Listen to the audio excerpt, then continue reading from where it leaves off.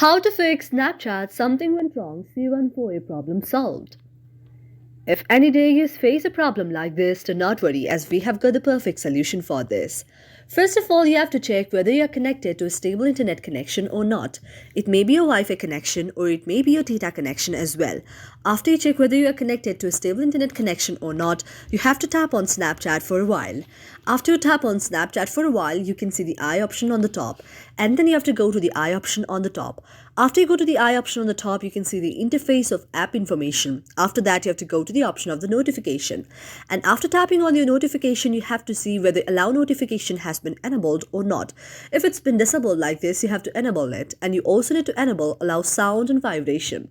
After that, you have to go back. After going back, you have to go to the option of the permissions and tap on permission. And you have to check whether camera, contacts, location, microphone, nearby devices, notification, phone, photos and videos permission has been provided or not. After that, you have to go back again. After going back, you have to go to the next option, that is set as default, and tap on set as default. And you have to set it on open the supported links. After that, you have to go back again and you have to go to the option of storage. After tapping on storage, you have to see whether there is any cache or not.